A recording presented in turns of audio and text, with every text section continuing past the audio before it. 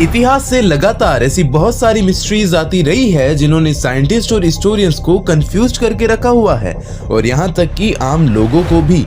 ये दुनिया बहुत ही ज्यादा एडवांस हो चुकी है टेक्नोलॉजी और साइंस में, लेकिन इतनी टेक्नोलॉजी होने के बावजूद ऐसी बहुत सारी मिस्ट्रीज बची हुई है जो कि अभी तक अनसॉल्व्ड है। आज के स्पेशल वीडियो में हम एक्सप्लोर करने वाले हैं ऐसी कुछ टॉप 3 अनसॉल्व्ड मिस्ट्रीज को जिन्होंने एक्सपर्ट्स को भी चकरा दिया।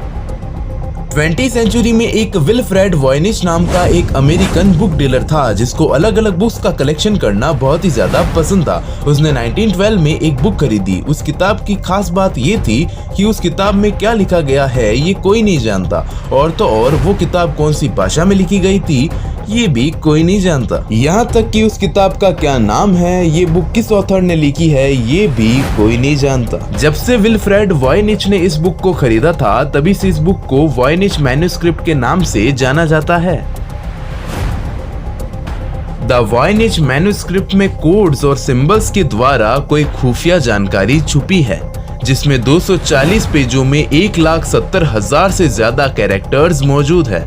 साथ ही इसमें हाई डेफिनेशन इमेजेस भी मौजूद है और मॉडर्न टेक्नोलॉजी से भी इस बुक को डिस्क्राइब नहीं किया जा सका है। इसमें एस्ट्रोलॉजी से रिलेटेड जॉर्डियक चार्ट भी मौजूद है और तो और जो प्लांट्स हमारी रियल लाइफ में एग्जिस्ट करते हैं उनके बारे में इसमें बताया हुआ है और उनकी इमेजेस भी इसमें मौजूद हैं। क्या इसमें पेड़ों से बनने वाली सीक्रेट मेडिसिन का कोई फॉर्मूला इसमें छुपा हुआ है? और इसमें कुछ इमेजेस तो ऐसी है जिनको अगर मोशन में देखा जाए तो वो ऑप्टिकल घटना पैदा करती है। और इसमें कुछ डायग्राम्स तो ऐसे हैं जो बताते हैं कि जड़ी बूटियों को कैसे काटा जाना चाहिए, और कुछ डायग्राम्स तो ऐसे हैं जिनको सिर्फ माइक्रोस्कोप से ही देखा जा सकता है। जब आधुनिक टेक्नोलॉजी से इस किताब पर रिसर्च की गई तो ये पाया गया कि इस किताब को हाथों से इस तरह से लिखा गया है कि इसमें कोई भी एरर नहीं है। मतलब इस बुक में ऐसा कोई ट्रेसेस नहीं मिल पाया जो ये बता पाए कि किसी वर्ड को ओवरराइट या मिटाकर दोबारा लिखा गया हो। साथ ही इंक क्वालिटी को जब चेक किया गया तो ये पाया गया कि जिस तरह की इंक इस बुक में यूज की गई है उस तरह की इंक को उपयोग किया जाता था 15वीं और 16वीं शताब्दी में, और इसके पन्ने जानवरों की चमड़ी से बने थे। क्रिप्टोग्राफर्स आज भी इसमें मौजूद रहस्य को समझने में लगे हुए हैं, लेकिन आज तक कोई भी इस किताब में मौजूद कोड्स को डिकोड नहीं कर पाया। हो सकता है इस किताब को डिकोड करने पर हमें विज्ञान के बारे में कुछ महत्वपूर्ण जानकारियां हाथ लगे। The Bermuda triangle. Bermuda triangle समुद्र का एक बहुत बड़ा हिस्सा है जो असल में अटलांटिक ओशन में पाया जाता है।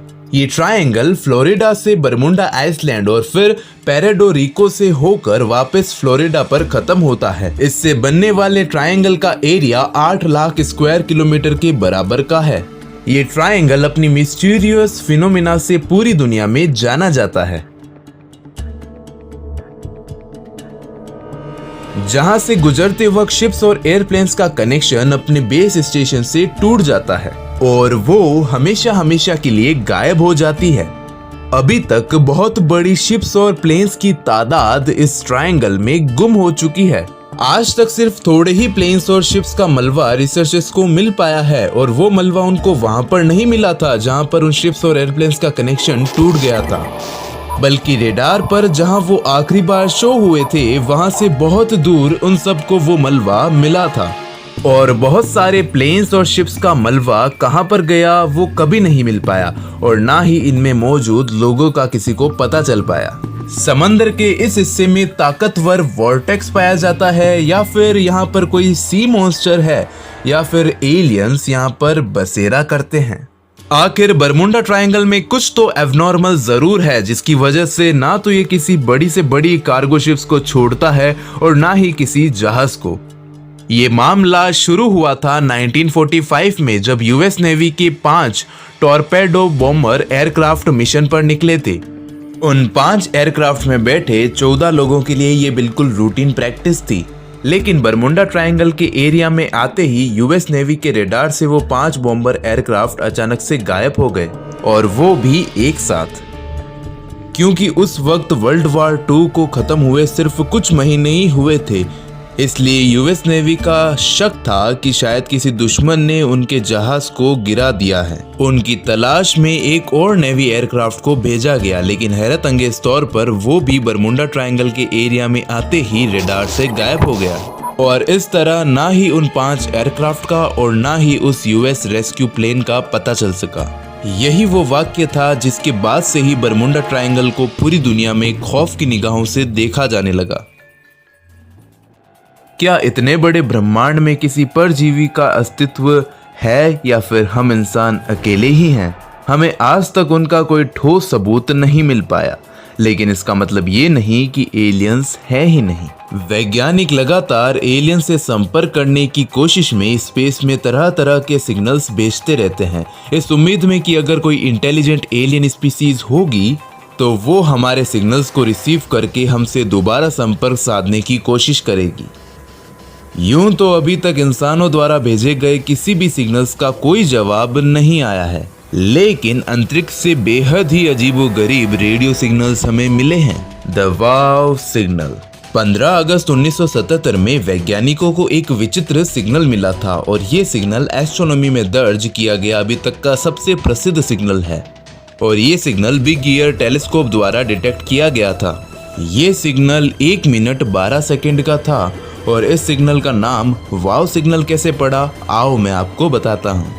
दरअसल हुआ कुछ यूं था, जब इस रिकॉर्डेड सिग्नल का प्रिंट आउट निकाला गया तो जहरी अहमान जो इस प्रिंटेड डाटा को एनालिसिस कर रहे थे वे इस सिग्नल के विचित्र फ्रीक्वेंसी को देखकर शॉक्ड हो गए थे और उन्होंने इस फ्रीक्वेंसी को सर्किल करके उसके साइड में वाव लिख दिया। ये सिग्नल अजीब होने के साथ साथ काफी रहस्यमय भी है और ऐसा इसलिए क्योंकि वैज्ञानिकों को इस सिग्नल के सोर्स का कोई अंदाजा नहीं था। ये सिग्नल कितनी दूरी से और अंतरिक्ष के किस कोने से आ रहा था, ये साइंटिस्ट के सामने बड़ी पहेली बनी हुई थी और शायद आज भी है। इसलिए बहुत सारे साइंटिस्ट ये मानते हैं कि ये वाव सिग्नल एक हाईली एडवांस्ड एलियन सिविलाइजेशन द्वारा धरती पे भेजा जा रहा है। अब एग्जैक्टली यही बोल देना कि ये एलियन ने भेजा था, इसके लिए कोई पुख्ता सबूत नहीं था या फिर ये किसी नेचुरल सोर्स से आया था, ये कहना तो मुश्किल है। लेकिन अभी हाल ही में पता चला है कि ये सिग्नल धरती से 1800 लाइट ईयर्स सैजिटेरियस कॉन्स्टेलेशन में मौजूद किसी सूरज जैसे सितारे से आया था। यूं तो ये सिग्नल 72 सेकंड का था, लेकिन इसके सोर्स का पता लगाने के लिए 45 सालों से भी ज्यादा का वक्त लग गया और ऐसा इसलिए हुआ क्योंकि ये सिग्नल कभी रिपीट नहीं हुआ और इससे मिलता जुलता सिग्नल कभी डिटेक्ट नहीं हो पाया। सेटी यानी search for extra terrestrial intelligence द्वारा इस वाव सिग्नल पर रिसर्च जारी है, लेकिन अभी तक ये एक मिस्ट्री ही बनी हुई है कि अंतरिक्ष से वो सिग्नल कहां से आया था। क्या सच में एलियंस होते हैं? आपका इसके बारे में क्या कहना है, हमें कमेंट में ज़रूर बताएं। अगर आपको ये छोटी सी इन्फॉर्मेशन बहुत ज़्यादा पसंद आई हो तो इस वीडियो को लाइक करके शेयर ज़रूर करें और हाँ, हमारे चैनल को सब्सक्राइब करके उस बेल आइकन को भी दबा दें। मैं मिलता हूँ आपको नए वीडियो में, तब तक के लिए सी यू सून।